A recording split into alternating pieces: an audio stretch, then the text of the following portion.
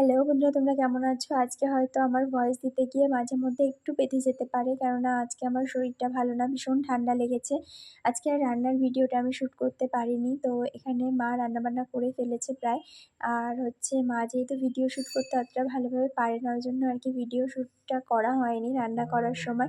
তো মা রান্না করে চলে গেছে। আমি কৌটাকাঠিগুলো মুছে পরিষ্কার করে নিচ্ছিলাম। তারপর বিছানাটা পরিষ্কার করে নিলাম। বিছানা পরিষ্কার করতে সবই ঠিক আছে। সবথেকে বড় ঝামেলার কাজ হচ্ছে মশারিটা ভাঁজ করা। তো বেসিক্যালি আমি অত ভালো পারি না, যদিও বা গুটিয়ে গাটিয়ে রেখে দিয়েছি কোনোরকম করে। আজকে আমার শরীরটা ভীষণই খারাপ লাগছে আরকি। এখন ঘরে বেশিরভাগই দেখা যাচ্ছে ভাইরাল ফিভার হচ্ছে। তো তোমরা অবশ্যই সাবধানে থাকবে, বাড়ির বাচ্চাগুলোকেও সাবধানে রাখবে। আমার যে হঠাৎ কীভাবে ঠান্ডাটা লেগে গেল আমি বুঝতেই পারলাম না। তো যাই হোক, তোমরা অবশ্যই সাবধানে থাকবে, সাবধানে সুস্থভাবে থাকবে। তো দেখো, বিছানা-টিছানা পরিষ্কার করে নিলাম। রাস্তার পাশে বাড়ি, হয়তো তোমাদের ওই জন্য গাড়ির আওয়াজটা শুনতে পাচ্ছ। জানি না শুনতে পাচ্ছ কিনা, অ্যাকচুয়ালি আমি শুনতে পাচ্ছি, এজন্য আরকি তোমাদেরকে বলে দিলাম। তো ছেলে অনেকদিন ধরেই বায়না করছে, মা আইসক্রিম খাবো, আইসক্রিম খাবো। তো ওই জন্য ছেলের জন্য আইসক্রিম বানানোর জন্য এখানে দুধটা বেশ ভালোভাবে ফুটিয়ে একটু ঘন করে নিয়েছি। তার সঙ্গে একটু আমুল দুধও অ্যাড করে দিয়েছি। তার সঙ্গে পরিমাণ মতন চিনি নিয়েছি আর হালকা সামান্য এলাচের গুঁড়ো দিয়েছি, যেগুলো তোমরা কালো ওপর দিয়ে ভাজতে দেখতে পাচ্ছ, ওটা আরকি এলাচ। এলাচটা থেঁতো করে দিয়ে দিয়েছি চিনির সাথে গুঁড়ো করে। তো কিছুটা গুঁড়ো হয়েছে আর কিছুটা গুঁড়ো হয়নি। রাস্তার পাশে বাড়ির জন্য ওই জন্য গাড়ির আওয়াজ হচ্ছে ঘন। তো প্লিজ বন্ধুরা, তোমরা কিছু মনে করো না। সমস্ত দিক থেকেই খুব অসুবিধা হচ্ছে। এক তো আমার ভয়েস দিতে অসুবিধা হচ্ছে, তার সঙ্গে গাড়ির আওয়াজও হচ্ছে। তো সব মিলিয়ে মিশিয়ে আমি তোমাদেরকে সরি বলে নিচ্ছি। প্লিজ তোমরা আমার বন্ধু হিসাবে, নিজের কাছের মানুষ হিসাবে তোমরা রাগ করো না। তো দেখো, এই প্যাকেটগুলো কিন্তু বড় মুদিখানার দোকানেও তোমরা কিনতে পেয়ে যাবে। তো প্যাকেটগুলো আমি আর সিল করলাম না, গার্ডার মুড়িয়ে দিলাম। সিল করাটা একটা ঝামেলা। তো ওই জন্য গার্ডারটাই মোড়ানো ভালো। গার্ডার মুড়িয়ে দিলে পরে খেতেও সুবিধা হবে। গার্ডারগুলো খুলে ইচ্ছা করলে বাচ্চারা ডাইরেক্ট বের করেও খেতে পারবে। আর এইভাবে করে আমি বেশ খানিকক্ষণ, মোটামুটি অনেকক্ষণের জন্য এটা ফ্রিজ আপ করে রেখে দেবো।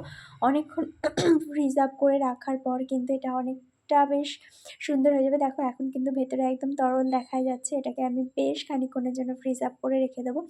এই অবস্থায় এভাবে করে ফ্রিজ আপ করে রেখে দেবো, ডিপ ফ্রিজ করে একদম ফ্রিজ আপ করে রেখে দিলে কিন্তু এটা কালকে, পরের দিন সকালবেলা গিয়ে দেখবো একদম, ছেলে তো পেপসি খাবে বলে খুব আনন্দে একদম নাচানাচি করছে। আমাকে অনেকদিন ধরেই বলছে, "মা, আমি পেপসি খাবো, পেপসি খাবো।" তাই আমি বলেছি, "ঠিক আছে, আমি তোমাকে বাড়িতে বানিয়ে দেবো। তুমি বাড়িতে বানানো পেপসি খাবে।" তো দেখো, পেপসি কিন্তু ফ্রিজ আপ করে রেখেছিলাম।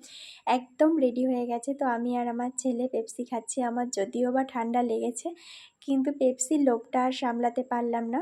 কাজ শুধু গোছাবুকি। দেখো, ঘর ভর্তি করে খেলনাপাতি ছড়িয়ে ছিটিয়ে সব একাকার করে নিল আবার। ছোট মানুষ যদিও বা।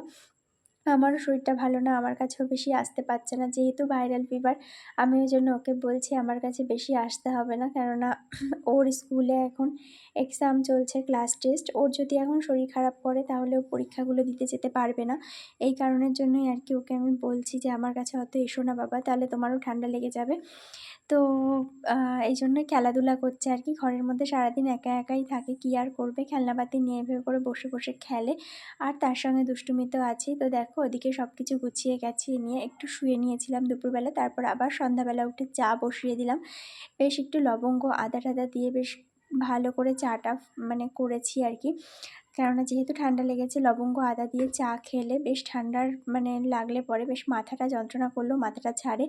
আর বেশ ভালোও লাগে। শরীরটা মনে হয় যেন অনেকটা ঝরঝরে হয়েছে। তো আমার কিন্তু এখানে চা একদম রেডি হয়ে গেছে। তো বন্ধুরা, ভিডিওটা যদি ভালো লেগে থাকে, অবশ্যই ভিডিওটাতে একটা লাইক করে দিও। তোমরা আমাকে অনেক ভালোবাসা দিয়েছো। সমস্ত বন্ধুদেরকে আমার তরফ থেকে অনেক ভালোবাসা, অনেক ধন্যবাদ। তোমরা সবাই সাবধানে থেকো, সুস্থ থেকো। আজকে ব্লগটা আমি এখানেই শেষ করছি। তো আমি গরম চা খাই, তোমরাও চা খাও সন্ধ্যাবেলা। তোমরাও সুস্থ থেকো, সাবধানে থেকো, ভালো থেকো। বাড়ির বাচ্চাদেরকে সুস্থ সবলভাবে ভালোভাবে রেখো। কেননা এখন কিন্তু ওয়েদার চেঞ্জ হচ্ছে।